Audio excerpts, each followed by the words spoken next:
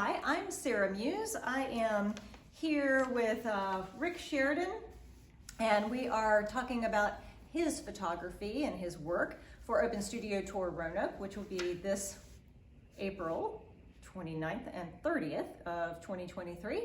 So I hope you can join us for that, and we're going to find out a little bit more about Rick here. So tell me about you, tell me what your business name is, who you are, and what you do. So I'm Rick Sheridan, and I have a website called Sheridan, photography by Sheridan.com, which I'm building at the moment and still loading images into it, as well as artonfirst.com, which is an art gallery in downtown Roanoke on the corner of Kirk and First.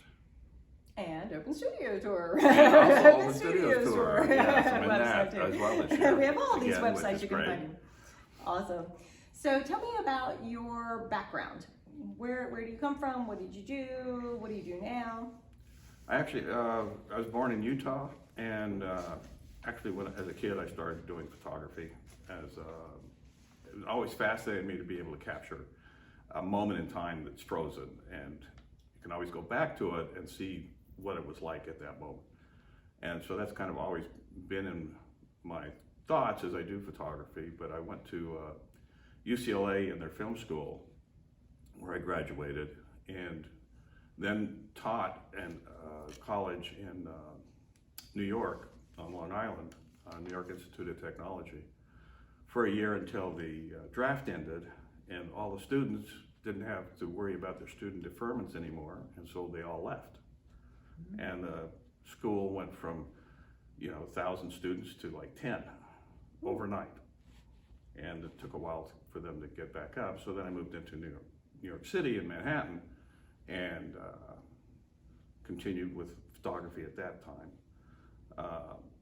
Prior to that, my family traveled a lot when I was growing up, and so I went to 12 schools before I graduated from high school, and graduated from high school in Iran, that school is not there anymore, and lived in Beirut and Peru and many places in the States.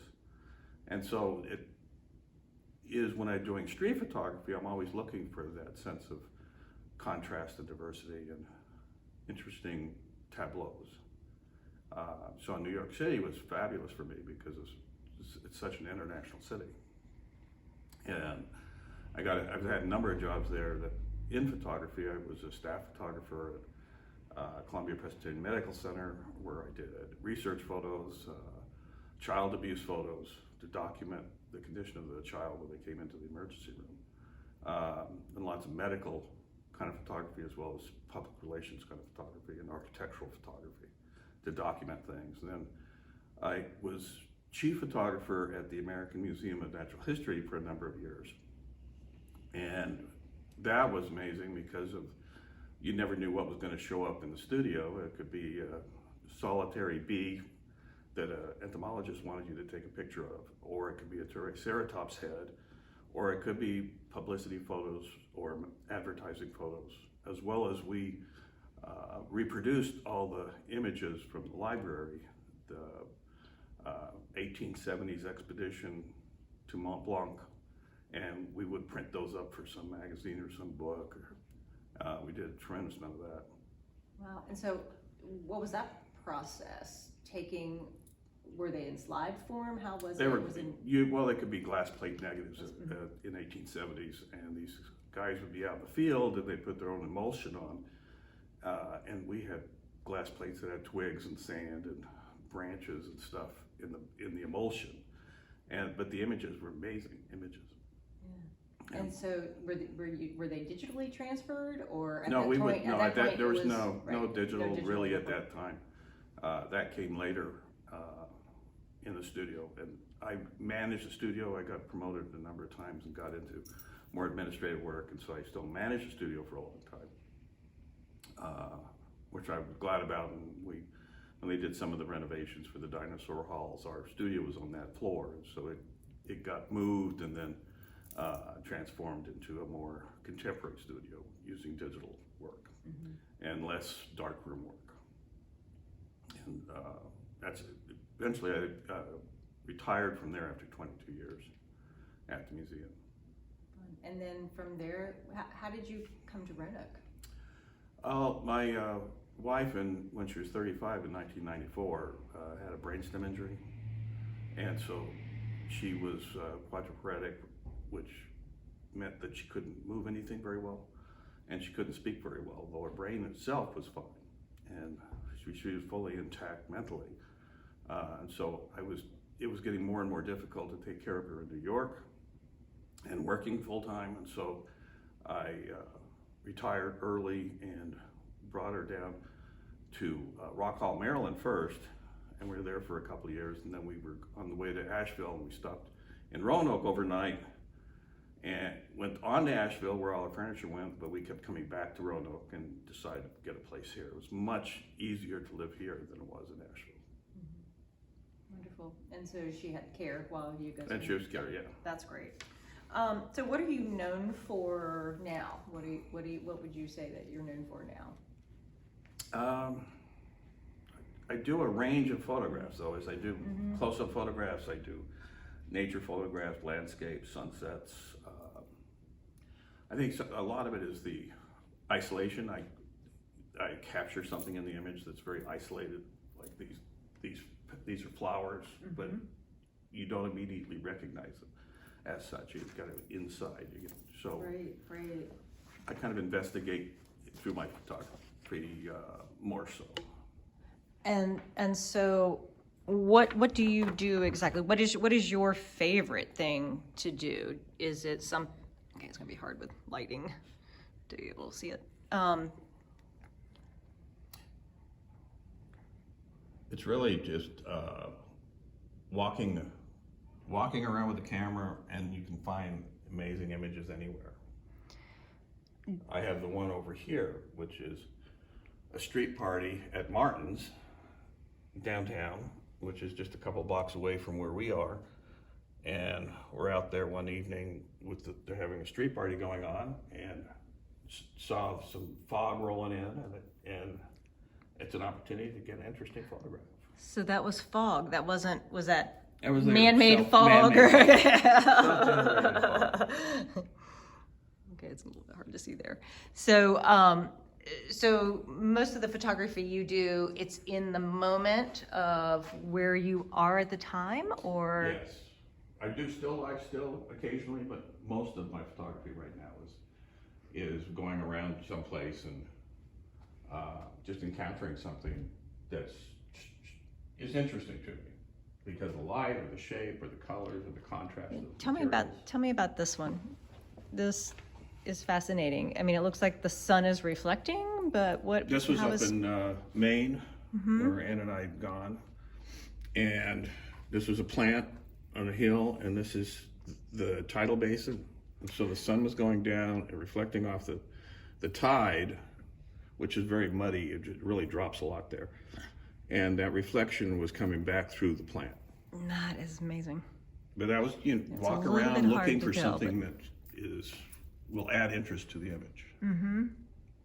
And that one was out in Mountain Lake, and just seeing that solitary white bark amidst all the greenery. And so it really is bark? Yeah. It's like a little tree in there? It's a tree. Oh, that's fabulous. And so that's called solitude, for that little tree all by itself of its own kind. Absolutely. And that was up in Maine at a fort in York. So do you carry your camera everywhere you go? Well, now I got a phone. Now you got a phone. Yeah, it's easy. So I guess that means that your process is mainly digital now? Yes, it is, mostly digital. I do still occasionally do some roll film, but 2 1/4 is what I've been doing now in roll film. And what does that mean? It's 2.5 inches square film. And so then you take a picture with it, and you have to keep it away from light, and I have a changing bag. I take the roll into the changing bag and put it into a developing can, and then I develop it with chemicals. Nice. So you are still... And then I digitize that image so that it can be put up on a website. Right, so you're still you're still looking at trying to keep your hand in it a little bit more than. I like chemistry. See an image show up on a piece of paper because you put in some fluid is amazing experience. And in the back here behind Anne's studio, we're looking at down the road is putting in a chemical dark room back there. So you can go have your little man cave and and produce some amazing prints. I love that. So if you're doing that kind of thing, are they going to be on this kind of size range? Would they still be in the size range, or would they be a little bit bigger or smaller? Or do you like? Do you have a preferred size range that you like to work with? Not particularly. I print these myself, and so the printer I have is a inkjet pigment printer, and is able to reproduce that size. Though I do smaller things out of it as well. That's. And if you're doing, black and white, chemical darkroom, you're limited by how far you can throw the image, and it does break down more. It's different than digital images. So it also looks like you are drawn to color play and light play, kind of like what Annie was talking about is light play, finding those little glimmers. Yeah, and that's actually all that photography is capturing light. And to have an interesting photograph is you need to have light working in interesting ways. When we're doing studio photography at the museum, we like having American Indian basket that's in the collection, and have hot lights. We didn't have LED lights at that time, so there'd be hot lights, and then we'd use a lot of little tiny lights, and we'd use a lot of mirrors that we had broken. So we had little pieces of mirrors, so we could throw a little light up on the edge of the basket to enhance the edge of the basket and put an edge light around it and shape it. And so we did a lot of that kind of work. Do you do still life like that still? Yeah. You do? So what inspires that? Is that more of your experimentational kind of things that you do? Well, yeah. It's exploring the object, and you're looking at how to isolate it from the background, how to make it clear to your eye the shape and the density and the character it has. And so you'd put little lights around it, little mirrors around it, to catch your light, to throw it up on different parts of it to enhance that part of it. But you then have to balance it and make sure you're not too hot and blowing it out, or you're missing it, you're enhancing the wrong part of it. And that's the experimentation, or exploration. That's fun. I like that exploration. Yeah. And then with some of these pieces like you have here, it's really kind of taking in the moment, taking in that light and dark play, and then occasionally that color that really. So you're relying on the fines, or are you manipulating it more when you get back? Then you manipulate it more when you get back. I use Capture One as an editing software and a catalog software, and it has a lot of tools that you can then go in and enhance those parts of the image that you want to enhance, or reduce if you wanted something to be more in the background. Right. So you're still playing with it enough that it becomes your vision of. Yeah, it becomes a unique image. It's not something that you and I could go out and take a picture of the same plant at the same time, the same light, but going back into essentially the computer darkroom is you manipulate it to create the image that you want to create out of that subject. So do you ever do black and white? Yes. You do? Yeah, I do black and white. Which do you prefer, black and white or color? That's different. Black and white gives you much more focus on the subject. Color adds so much more information. It kind of can move you around, and so they both have interesting ways of approaching it. That's really cool. I like that. So you don't have a preference for one or the other? Not really. Yeah. Not really. It's a matter of which one works for the subject. For the moment. Yeah. Yeah, that's cool. I love that. And when I was in New York, I directed some TV and theater, and both of those drive into that same thing. If you have something here and you're lighting it, how is the light shaping that subject? Unlike my shaping of light for this interview. Just turn off the lamp behind you. That's good. That's all you need. Not much manipulation. So I could have highlighted you so that and I guess I got lots of lights around here. Rolled out a bunch. Yeah, I think it's great. It's really more the reflection of the glass that comes into play. That's very interesting when you're in a space like this, of being able to see the piece. And I see it. I can pull out all the little details, but when you put it on camera, it's getting everything around it. Yeah. And what's in it. So it, again, manipulating it even more, I guess, in some ways. That's very interesting. So what lights you up about photography? What is it that makes you want to keep doing it? I mean, you've been doing it since childhood, and you've gone in different directions throughout your life with it. And what lights you up? What is that Well, spark? it's still the same thing of capturing that moment. It's just fascinating. But there's this one moment in time that never will change. It will always be that moment, and you can look at it, 20 years from now, it's that time period. Is there something that surprises you?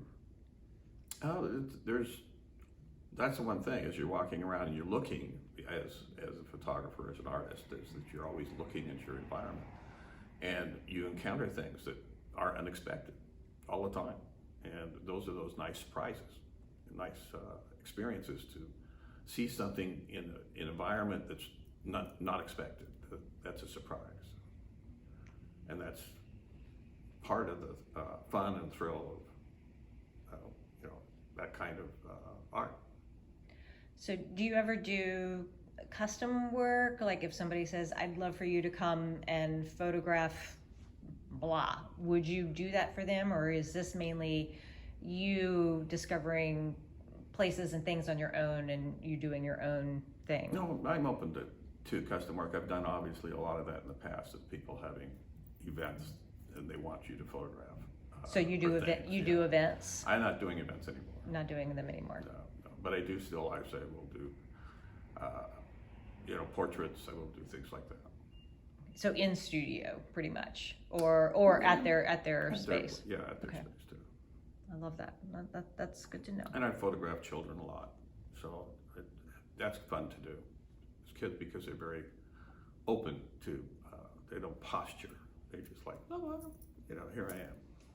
And they're fun. They're very fun. Well, that's very good for people to know that you do children's photography. Are there examples of that anywhere that I have people not can put see? them out anywhere.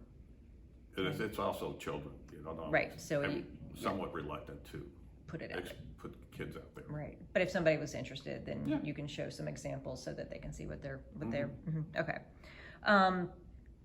So what makes you laugh? The incongruity of things. Those surprises that you encounter. Things that are different, that not expected. It's amusing. Life is very amusing. It is. As terrible as it can be at times, it's still amusing. And it's good to be able to laugh.